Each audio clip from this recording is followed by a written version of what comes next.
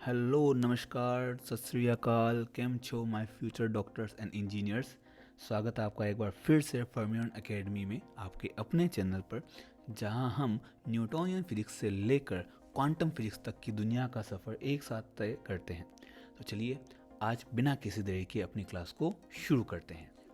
हाँ तो बच्चों, अब बेसिक मैथ्स में नीट में हमारे कौन कौन से फॉर्मूलाज काम आते हैं, आज हम उसकी बात करते हैं। मतलब जनरल जो भी आपके पास फॉर्मूला काम में आने वाले हैं उनको हम यहाँ देख लेते हैं ताकि आपका क्विक रिवीजन हो सके। तो सबसे पहले बेसिक मैथ में हम देखते हैं ट्रिग्नोमेट्री को। ट्रिग्नोमेट्री में हमारे पास कौन कौन से ऐसे फॉर्मूला हैं जो हमारे नीट में यूज़फुल हैं, जो एग्ज़ाम में आपको काफ़ी हेल्प कर सकते हैं। ओके, तो देखिए सबसे पहले हम बात करते हैं कि ट्रिग्नोमेट्री में साइन थीटा कोस ये सब तो आपको पता ही होंगे, है ना। फिर भी एक बार रिवाइज कर लेते हैं। साइन थीटा होता है परपेंडिकुलर अपॉन हाइपोटेनियस, एक राइट एंगल ट्राइंगल से हम इनको बनाते हैं। This is theta, this is hypotenuse, ये परपेंडिकुलर, ये बेस। तो आपके पास में साइन थीटा होगा perpendicular upon hypotenuse. Cos theta आपको मिलेगा base upon hypotenuse. Similarly tan theta आपको मिलता है sine theta by cos theta, या इसी को हम बोल देते हैं परपेंडिकुलर अपॉन बेस। इन तीनों के ही तीन रेसिप्रोकल होते हैं, जो कि होता है cosec theta which is reciprocal of sine theta. So value भी हो जाएगी इसकी hypotenuse upon perpendicular. Sec theta ये रेसिप्रोकल होता है कॉस थीटा का, तो इसको अपन लिख देंगे hypotenuse upon base. Cot theta ये रेसिप्रोकल होता है 1 अपॉन टेन थीटा का, मतलब टेन थीटा का रेसिप्रोकल होता है बेस अपॉन परपेंडिकुलर, या इसी को हम लिख सकते हैं cos theta by sine theta. ठीक है, तो ये आपके पास बेसिक ट्रिग्नोमेट्रिक फंक्शंस होते हैं जो कि हम यहाँ पर कैलकुलेट कर सकते हैं। बेस, परपेंडिकुलर, हाइपोटेनियस अगर हमें पता हो तो हम इनको कैलकुलेट कर सकते हैं। उसके बाद हमारे पास जो ट्रिग्नोमेट्री में कुछ आइडेंटिटीज़ होती है, कौन कौन सी। तो पहली आइडेंटिटी होती है sine square theta plus cos square theta is equal to 1। Second identity होती है 1 plus tan square theta is equal to sec square theta. And third identity होती है 1 plus cosec square theta is equal to cot square theta. ये तीन identities हैं जिनको हमें ध्यान में रखना होता है। इसके बाद में अगर आपके पास कुछ एंगल्स आते हैं, ठीक है, एंगल्स का एडिशन होता है जैसे a plus b, a minus b, तो वे उनकी वैल्यू हम कैसे निकाल सकते हैं। Sine a plus B, sine a minus b कैसे होता है उनको देख लेते हैं। तो साइन a प्लस बी का आपके पास फॉर्मूला बनता है sine a cos b plus cos a sine b। ठीक है, similarly sine a minus b भी हम कैलकुलेट कर सकते हैं। साइन a माइनस बी होता है sine a cos b minus cos a sine b। Okay, now cos a plus b, cos a plus b का फॉर्मूला होता है cos a cos b minus sine a sine b। Similarly cos a minus b की बात करते हैं, cos a minus b होता है cos a cos b plus sine a sine b। ठीक है, इसके अलावा नेक्स्ट हमारे पास बनता है ten.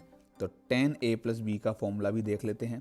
Ten a plus B हमारे पास होता है tan a plus tan B upon 1 minus tan a tan B. अगर हम टेन a माइनस बी का देखना चाहें, टेन a माइनस बी का फॉर्मूला बनेगा tan a minus tan B upon 1 plus tan a tan B. ठीक है, तो ये आपके पास sine a plus B, sine a minus B, cos a plus B, cos a minus B, tan a plus B, tan a minus B के formula हैं जो हमारे नीट में काम में आ सकते हैं। अब यहीं पर हम कई बार हमें सिंगल एंगल देकर हाफ एंगल पूछ लेता है या डबल एंगल की वैल्यू पूछ लेता है, तो वो भी हम देखो कैसे कैलकुलेट करते हैं। तो देखिए हमारे पास साइन 2a का फॉर्मूला पूछ लेता है, साइन 2a। तो साइन 2a का फॉर्मूला होता है 2 साइन a कोस a। ऐसे ही कोस 2a हो जाएगा आपके पास में cos square a minus sine square a। इसी फॉर्मूला को हम लिख सकते हैं 2 cos स्क्वायर ए माइनस 1, इसी को हम लिख सकते हैं 1 माइनस 2 साइन स्क्वायर ए।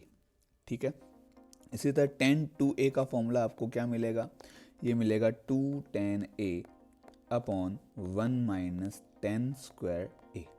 ठीक है, ये डबल एंगल हो गया। जो पिछले फॉर्मूला थे उनमें दोनों अलग अलग एंगल थे, a plus b, a minus b था, अब की बार दोनों a प्लस ए मतलब 2a है। ठीक है, तो ये फॉर्मूला हम यहाँ से कैलकुलेट कर सकते हैं। अगर यहाँ पर ये जो आपको एंगल्स दे रखे हैं ये एंगल्स आधे कर दिए जाएं, यहाँ 2a की जगह a कर दिया जाए, यहाँ भी 2a की जगह क्या कर दें, केवल a कर दें, तो ये फॉर्मूला कैसे कन्वर्ट होंगे उसको भी चलो देखते हैं। तो देखिए, अगर इनको हम कन्वर्ट कर देते हैं, 2a की जगह सिर्फ a लेते हैं, तो फॉर्मूला कैसे बनेगा, साइन a बनेगा 2 sine a/2 cos a/2, cos a बनेगा cos square a/2 minus sine square a/2, जिसको हम लिख सकते हैं 2 cos स्क्वायर a/2 माइनस 1, जिसको हम लिख सकते हैं 1 minus 2 sign square a/2। Similarly tan a, इसको हम लिख पाएंगे 2 tan a/2 upon 1 minus tan square a/2। ठीक है, तो इस तरह से हम डबल एंगल्स को सॉल्व कर सकते हैं। नेक्स्ट हमारे पास कुछ फॉर्मूला और बचते हैं जो कि साइन और कोस में बना सकते हैं। एक आता है साइन सी प्लस साइन डी, एक आता है साइन सी माइनस साइन डी, नेक्स्ट आपको मिलेगा cos C plus cos D, and next आपको मिलेगा कोस सी माइनस कोस डी। ये 4 फॉर्मूला और बचते हैं। इनके बाद हमारे ट्रिग्नोमेट्री के जो मेन फॉर्मूला है वो ख़त्म हो जाते हैं। तो साइन सी प्लस साइन डी आपको मिलेगा 2 sine C plus d by 2 cos c minus d by 2। इसी तरह से साइन सी माइनस डी बनेगा 2 sine C minus d by 2 cos c plus d by 2। cos c plus cos d बनता है 2 cos c plus d by 2 cos c minus d by 2, और cos c minus cos d बनेगा 2 sin c plus d by 2 sin, यहाँ थोड़ा सा change होता है, d minus C by 2 होता है, या इसी को आप ये लिख सकते हो अगर ऊपर वाले फॉर्मूला से कंपेयर करना चाहो तो minus 2 sine c plus d by 2 sine c minus d by 2, ये भी आप यहाँ पर लिख सकते हो। तो ये ट्रिग्नोमेट्री के फॉर्मूला हो गए। ट्रिग्नोमेट्री के बाद अब हम नेक्स्ट टॉपिक पर चलते हैं, लॉगरिदम। लॉगरिदम के कुछ फॉर्मूला है उनको भी हम देख लेते हैं। ठीक है, लॉग के कैसे कैसे फॉर्मूला होते हैं उनको हम यहाँ पर देख लेंगे। तो जस्ट सपोज आपके पास 10 to the power x equal to अगर y है, तो यहाँ से लॉग लेने पर आपको क्या मिलेगा, x equal to log base 10y। ध्यान रखिएगा, लॉग बेस 10x को हम सिर्फ लॉग x भी लिख सकते हैं, और अगर लॉग बेस e है जिसको हम नेचुरल लॉग कहते हैं, तो अगर ये हो लॉग बेस ex तो इसको ln x लिखा जाता है। यहाँ पर ln x और log x में एक रिलेशन है कि log x को 2.303 से मल्टीप्लाई कर दोगे तो ln x या log बेस ex आपको मिल जाएगा। अब यहाँ e की वैल्यू भी आपको पता होनी चाहिए जो कि होती है 2.7183, ये e की आपके पास वैल्यू होती है। ठीक है, तो अब हमें क्या करना है, हमें log के कुछ यहाँ फॉर्मूले चाहिए, कुछ ऑपरेशंस चाहिए। तो देखिए, सबसे पहले log AB होता है log A plus log B। इसी तरह से log A अपॉन B होता है log A minus log B। अगर आपके पास में log A to the power n है तो पावर आगे आ जाएगी और log A बच जाएगा। इसी से हम एक और फॉर्मूला बना सकते हैं, log 1 upon A। log 1 upon A होता है log A to the power minus 1, and again power आगे आ जाएगी एंड log A आपके पास बच जाएगा। तो log 1 अपॉन A को हम क्या लिख सकते हैं, माइनस log A भी लिख सकते हैं। ठीक है। इसके अलावा आपके पास कुछ वैल्यूज़ हैं log 2 की, ठीक है, log 3 की, log 10 की, ln e की, या log बेस e, यहाँ e इसकी, ठीक है। तो देखिए log 2 की वैल्यू होती है 0.3010, log 3 होता है 0.4771, log 10 होता है 1, log e की वैल्यू भी क्या होगी, 1 होगी, ठीक है।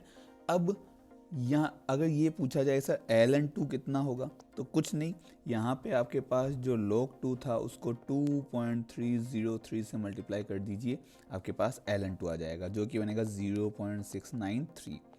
ln3 आपको सिमिलरली मिल जाएगा 1.0986, ठीक है। इस टाइप से आप log में कैलकुलेशन कर सकते हो।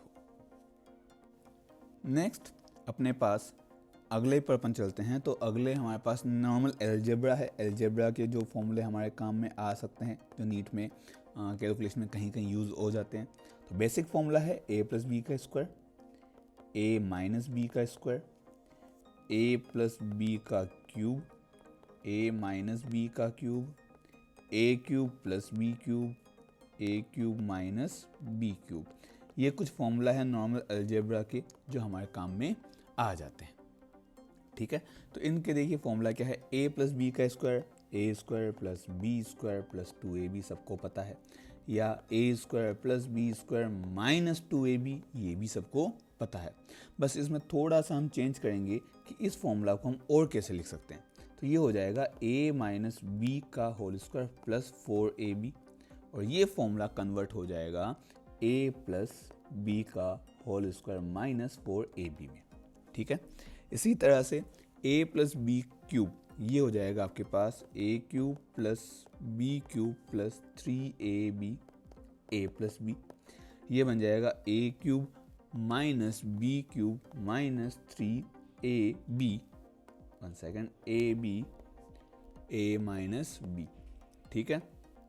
इसी तरह अब आपसे पूछा गया है a cube plus b cube, तो यह आ जाएगा a plus b a square minus a b plus b square, a cube minus b cube बन जाएगा a minus b a square plus a b plus b square.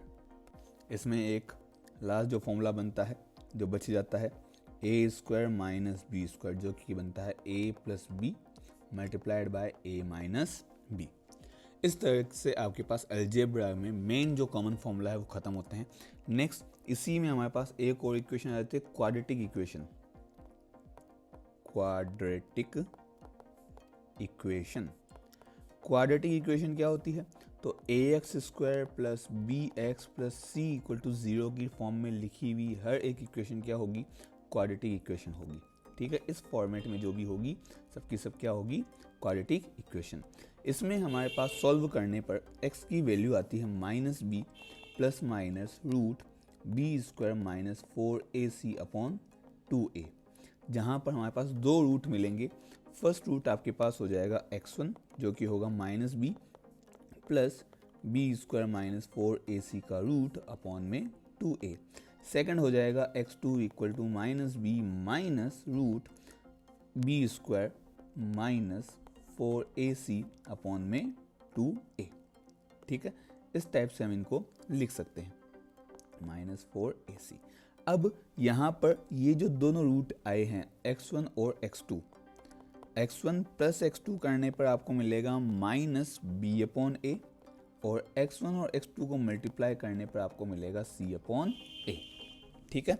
इस type से हम यहाँ पर क्वाड्रेटिक इक्वेशन को सॉल्व कर सकते हैं। ध्यान रखने वाली बात क्या है, तो ध्यान रखने वाली बात ये है कि ये जो रूट में हमने वैल्यू लिखी है b square minus 4ac, root b square minus 4ac, root में बी स्क्वायर माइनस 4ac, इसकी जो वैल्यू है ये 0 से या तो बड़ी हो या इक्वल हो तभी रियल रूट आपको मिलेंगे, अदरवाइज इमेजिनरी वो मिल सकते हैं, ठीक है।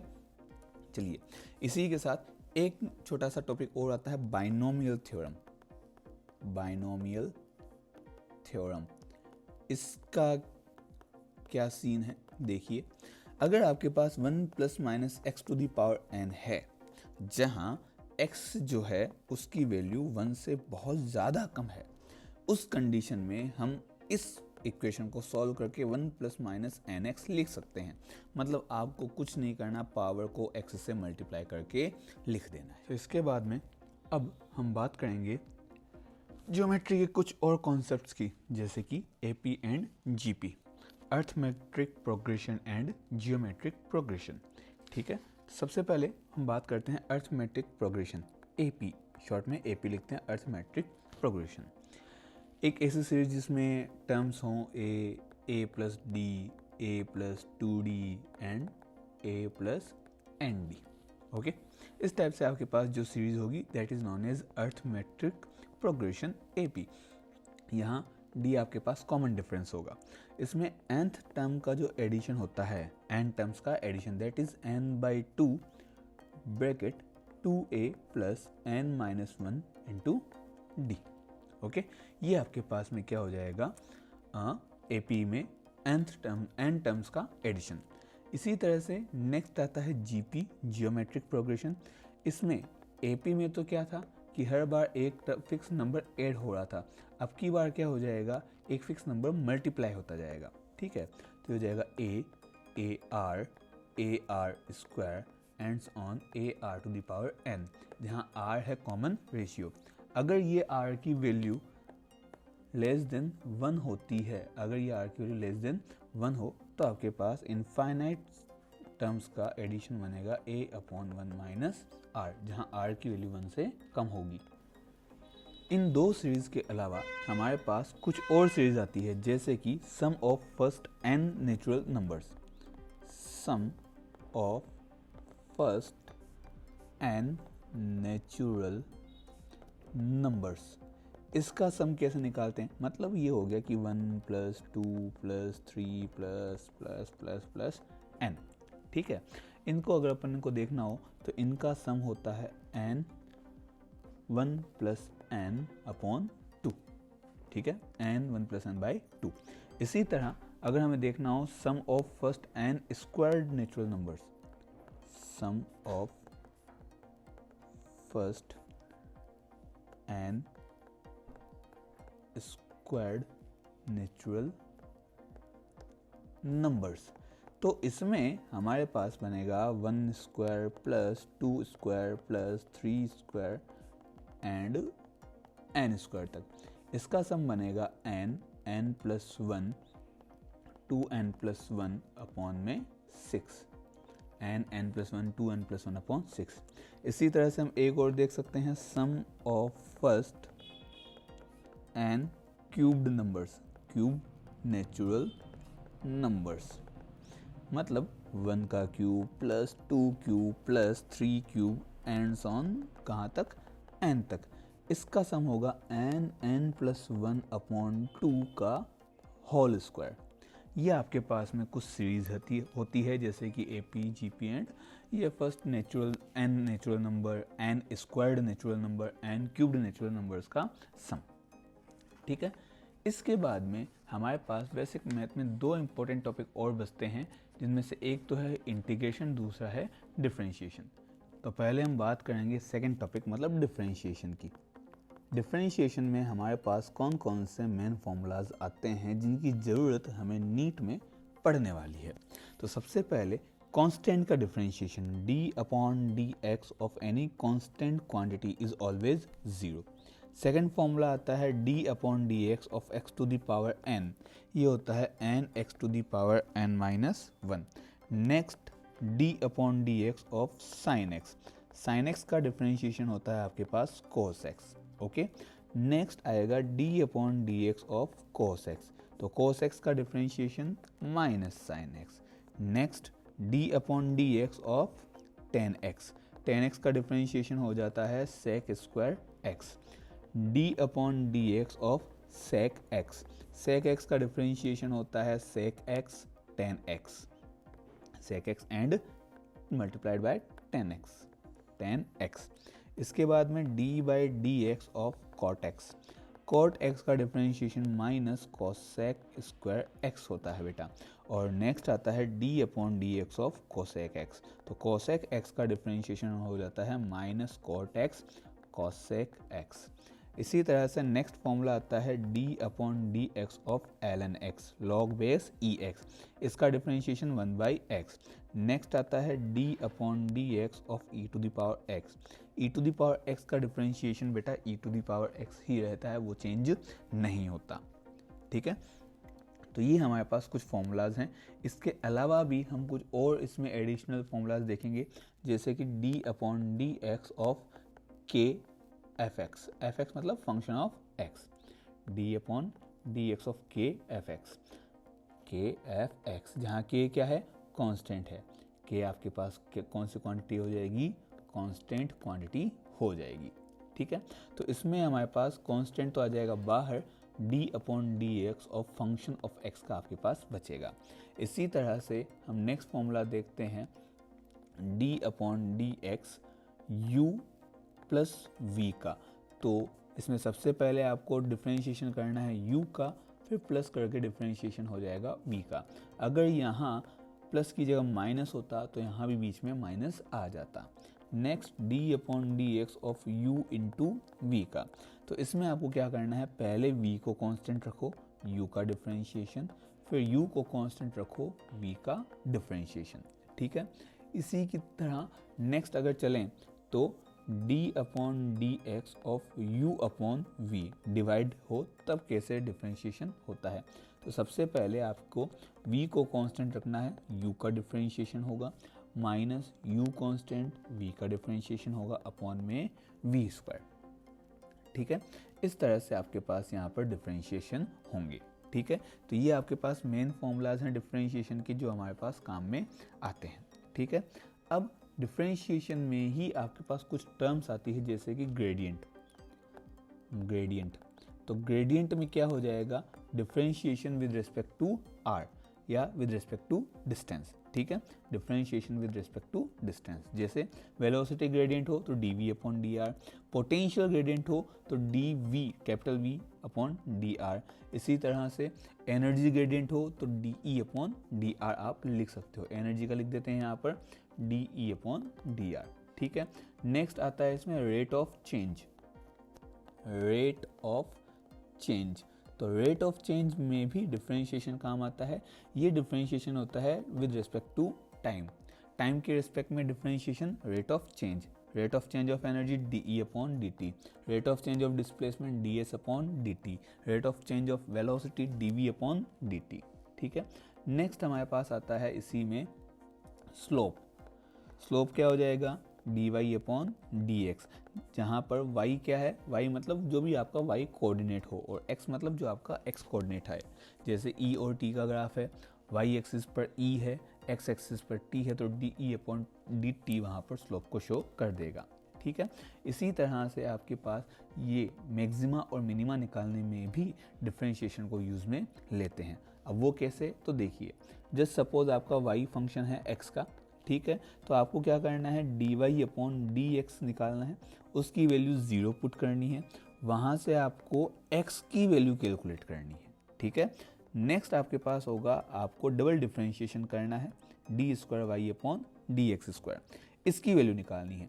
अगर आपके पास ये जो वैल्यू है d square y upon D x square ये पॉजिटिव आती है, मतलब ग्रेटर देन 0 आती है, तो आपको x के ऊपर y कैसा मिलेगा, मिनिमा मिलेगा। वहीं पर अगर ये वैल्यू नेगेटिव आ जाती है, मतलब लेस देन 0 आ जाती है, तो x की इस वैल्यू पर y आपको कैसा मिलेगा, मैक्सिमा मिलेगा। तो मिनिमा और मैक्सिमा निकालने में भी डिफरेंशिएशन को हम यूज़ में लेते हैं। ठीक है, डिफरेंशिएशन के बाद में जो नेक्स्ट हमारे पास सीरीज आती है फॉर्मूला की, that is in integration. Integration, integration के फॉर्मूला लास्ट हैं, इसके बाद हमारे बेसिक मैथ के फॉर्मूला ख़त्म हो जाएंगे। ठीक है, तो इंटीग्रेशन डिफरेंशिएशन का जस्ट रिवर्स प्रोसेस है, जस्ट अपोजिट है। डिफरेंशिएशन में जो हमने किया था उनको बस उल्टा कर दो, आपके पास इंटीग्रेशन के फॉर्मूला आ जाएंगे। तो सबसे पहले इंटीग्रेशन आता है x to the power n का, इसका होता है x to the power n+1 upon n+1 plus में एक कांस्टेंट c ऐड होता जाएगा। यहाँ पर ध्यान रखना n can not be equal to -1, n -1 नहीं होना चाहिए। अगर n -1 है या 1/x का इंटीग्रेशन आपको करना है तो उसका इंटीग्रेशन का प्रॉपर फॉर्मूला है ln x plus c। ln x यहाँ पर आएगा। इसी तरह से sin x का इंटीग्रेशन आपके पास बनता है minus cos x plus c। cos x का अगर देखा जाए, cos x का इंटीग्रेशन बनेगा sin x प्लस c। ठीक है। इसी तरह से अगर e की पावर x का इंटीग्रेशन आपको देखना है तो e की पावर x ही आपको एज इट इज़ मिल जाएगा। ठीक है। अगर आपको दो फंक्शंस का इंटीग्रेशन करना है, u प्लस v का अगर आपको इंटीग्रेशन करना है तो इंटीग्रेशन पहले होगा u का, फिर प्लस है तो प्लस, अगर माइनस है तो माइनस v का इंटीग्रेशन हो जाएगा। ठीक है। तो ये हमारे पास कुछ मेन फॉर्मूला है जो इंटीग्रेशन में काम आते हैं। इंटीग्रेशन में अभी हमने सब में c को ऐड किया है। ये जो प्लस में हम c लगा रहे हैं, ये c क्या है, एक कोई भी पर्टिकुलर कांस्टेंट है जो इंटीग्रेशन में हमारे पास आ सकता है। इसमें इस टाइप के इंटीग्रेशन को हम बोलते हैं इनडेफिनिट इंटीग्रेशन। इनडेफिनिट इंटीग्रेशन, इसको हम नाम क्या देते हैं, इनडेफिनिट इंटीग्रेशन। ठीक है। एक सेकेंड टाइप और होता है डेफिनिट इंटीग्रेशन का, उसको भी देख लेते हैं। डेफिनिट इंटीग्रेशन, डेफिनिट इंटीग्रेशन में आपके पास बस एक लिमिट आ जाएगी। इंटीग्रेशन fx dx है, लेट्स से इंटीग्रेट करने पर कैपिटल fx हमें मिलता है, प्लस में क्या आता, c आता जो कि एक कांस्टेंट था। इसी की अगर हम लिमिट लगा देते हैं a से b fx dx, जहाँ a क्या हो जाएगा, लोअर लिमिट, एंड b हो जाएगा अपर लिमिट। तो इसका इंटीग्रेशन होता capital fx from a to b। आपको क्या करना होता, पहले x की जगह अपर लिमिट रखनी होती और फिर माइनस करके x की जगह लोअर लिमिट रखनी होती। ठीक है। अब यहाँ पर आपके पास जैसे इनडेफिनेट में प्लस में c आ रहा था, यहाँ कोई भी वो प्लस में c नहीं आना है। उस प्लस c का यहाँ कोई यूज़ नहीं है क्योंकि आपने एक पर्टिकुलर रेंज ली है। इंटीग्रेशन कहाँ कहाँ यूज़ में आता है, तो इंटीग्रेशन के हमारे पास कई यूज़ हैं, जिनमें से एक तो है एवरेज वैल्यू कैलकुलेट करना। एवरेज वैल्यू कैलकुलेट करना, तो अगर आपको y की एवरेज वैल्यू चाहिए तो उसका क्या करना पड़ेगा, y का इंटीग्रेशन करना पड़ेगा a से b की रेंज में, अपॉन डिवाइड कर देना है उस रेंज की वैल्यू से। मतलब integration of y with respect to x, जो भी आपका फंक्शन होगा उसका इंटीग्रेशन करना है लिमिट a से b अपॉन लिमिट्स का डिफरेंस। ठीक है। इसी तरह अगर आपको एरिया कैलकुलेट करना है, मान लो आपके पास कोई ग्राफ दे रखा है x एंड y में, कैसा भी ग्राफ हो सकता है, x1 से x2 तक ये ग्राफ बना हुआ है। आपको इस शेडेड रीजन का एरिया फाइंड आउट अगर करना है तो उसके लिए भी हम इंटीग्रेशन काम में लेते हैं। तो एरिया का फॉर्मूला यहाँ हो जाएगा integration from lower limit to upper limit y dx। ये आपके पास में एरिया को शो कर देगा। ठीक है। तो इस तरह से बेसिक मैथ के जितने भी फॉर्मूला हमारे पास बन सकते हैं उनको हमने रिवाइज किया है। अब अगले लेक्चर में या अगले वीडियो में हम देखेंगे कि हमारे पास बाकी वेक्टर्स के क्या क्या फॉर्मूले बन सकते हैं। इसके अलावा 1D 2D जो भी फिजिक्स है, इस फिजिक्स में और कितने फॉर्मूले बन सकते हैं, इनको हम कवर करेंगे।